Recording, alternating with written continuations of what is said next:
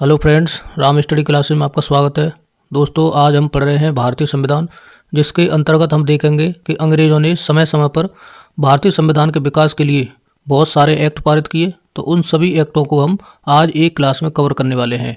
और फ्रेंड्स, इसके बाद में हम 10 क्वेश्चनों का प्रैक्टिस सेट भी करेंगे। ठीक है, तो चलिए क्लास की शुरुआत करते हैं। तो सबसे पहले देखेंगे संविधान शब्द की उत्पत्ति कैसे हुई है। तो आपको ध्यान रखना है, संविधान शब्द की जो उत्पत्ति हुई है, यानी संविधान शब्द दो शब्दों से मिलकर बना है, सम और विधान। तो सम का अर्थ होता है समान और विधान का अर्थ होता है नियम और कानून। यानी जो नियम और कानून सभी नागरिकों पर एक समान रूप से लागू होते हैं, उसे संविधान कहा जाता है। तो देखेंगे संविधान शब्द फ्रेंच भाषा के लैटिन शब्द कॉन्स्टिट्यूयो से आया है। और इसके बाद में देखेंगे भारत के संवैधानिक विकास की नींव कैसे पड़ी। तो देखेंगे ब्रिटेन के संविधान को विश्व के सभी संविधानों की जननी कहा जाता है। और वर्ष 1895 ईस्वी में सबसे पहले बाल गंगाधर तिलक ने स्वराज विधेयक का प्रारूप प्रस्तुत किया था। उसके बाद में वर्ष 1922 में महात्मा गांधी ने और वर्ष 1934 में जवाहरलाल नेहरू ने भारतीय संविधान के निर्माण के लिए संविधान सभा के गठन की मांग की थी।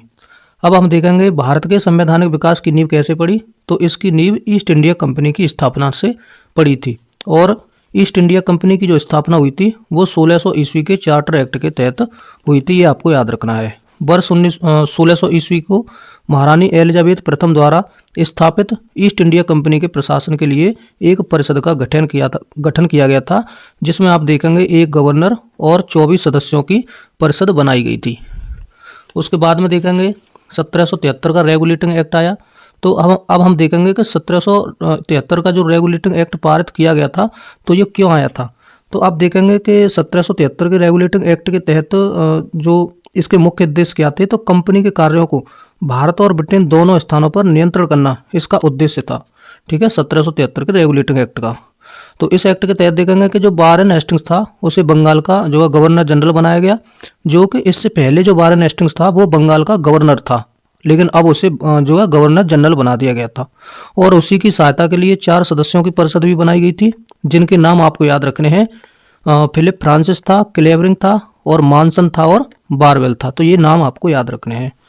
और इस एक्ट के तहत देखेंगे कि 1774 में एक सुप्रीम कोर्ट की स्थापना भी की गई थी, जिसमें एक मुख्य न्यायाधीश और 3 अन्य न्यायाधीशों की नियुक्ति भी की गई थी। ठीक है, और आप याद रखेंगे कि जो मुख्य न्यायाधीश बनाए गए थे तो उनका नाम सर एलिजा इम्पे था। चलिए आगे देखेंगे 1784 का पिट्स इंडिया एक्ट। तो इसके अंतर्गत देखेंगे कि कंपनी के राजनीतिक और वाणिज्यिक कार्यों को अलग अलग कर दिया गया था।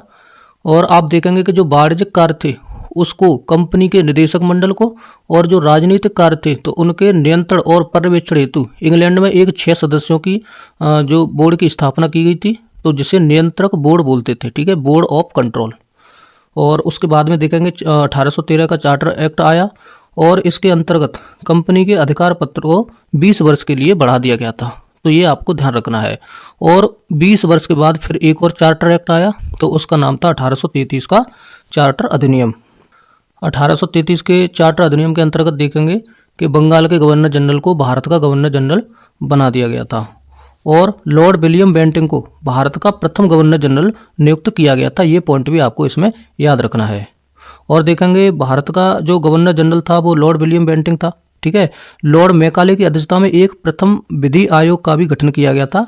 तो ये पॉइंट भी ध्यान रखेंगे। और भारत में दास प्रथा को विधि विरुद्ध घोषित किया गया था, यानी दास प्रथा को फिनिश होने की बात भी इसमें की गई। ठीक है, ये पॉइंट भी आपको याद रखना है। अब देखेंगे 1858 का भारत शासन अधिनियम। और इसके अंतर्गत लॉर्ड कैनिंग ने, आपको याद रखना है कि लॉर्ड कैनिंग ने 1 नवंबर 1858 को इलाहाबाद में महारानी विक्टोरिया का एक घोषणा पत्र पढ़ा था, जिसमें लिखा था कि अब भारत का जो शासन होगा वो कंपनी नहीं चलाएगी इसे, ये जो शासन चलेगा वो सीधा ब्रिटिश क्राउन के अंतर्गत चलेगा। ठीक है, ये आपको याद रखना है। और देखेंगे कि जो महारानी का जो घोषणा पत्र था तो उसे भारतीय अधिकारों का मैग्ना कार्टा भी कहा जाता है। ये पॉइंट भी आपको ध्यान रखना है। और देखेंगे भारत के गवर्नर जनरल का नाम बदलकर वायसराय भी कर दिया गया था। ठीक है, और लॉर्ड कैनिंग को प्रथम वायसराय बनाया गया था।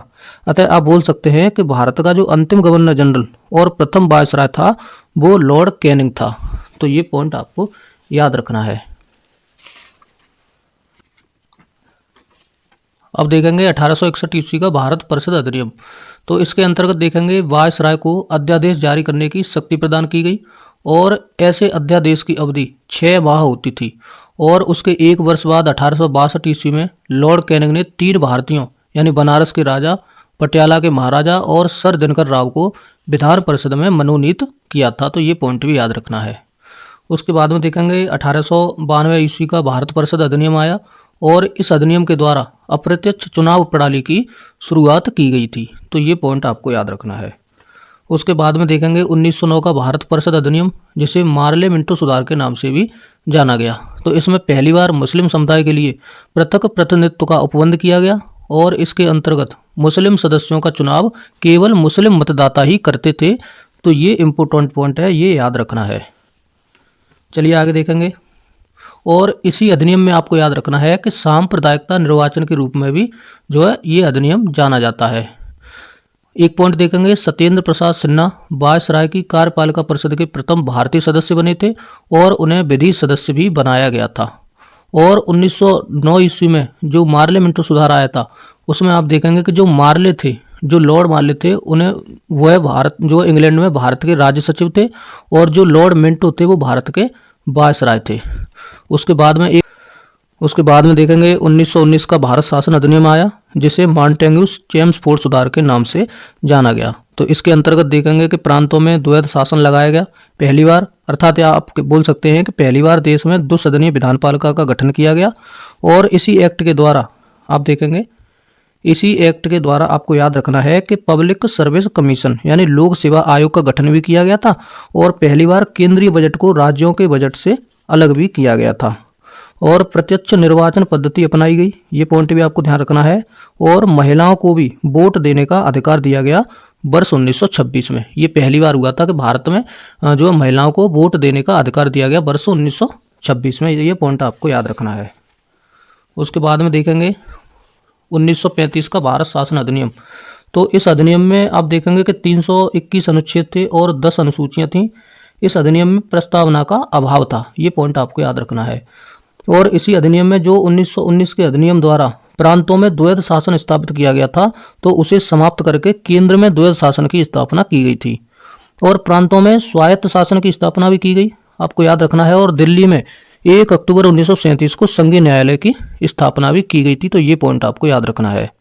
और इसी में एक पॉइंट और जोड़ना है कि इसमें सांप्रदायिक निर्वाचन पद्धति का विस्तार भी किया गया था और म्यांमार को भारत से अलग कर दिया गया था। तो ये इम्पोर्टेंट पॉइंट है। और इसी एक्ट के अंतर्गत आप देखेंगे कि आरबीआई की स्थापना भी की गई थी वर्ष 1935 में।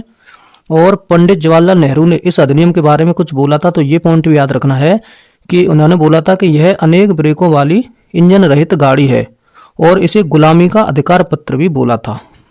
और एक मोस्ट इम्पोर्टेंट पॉइंट इसमें यह है कि इस अधिनियम को भारत का मिनी संविधान का दर्जा भी दिया गया है। तो ये पॉइंट आपको याद रखना है। और देखेंगे कि इस अधिनियम के द्वारा ब्रिटिश संसद की सर्वोच्चता को बनाए रखा गया।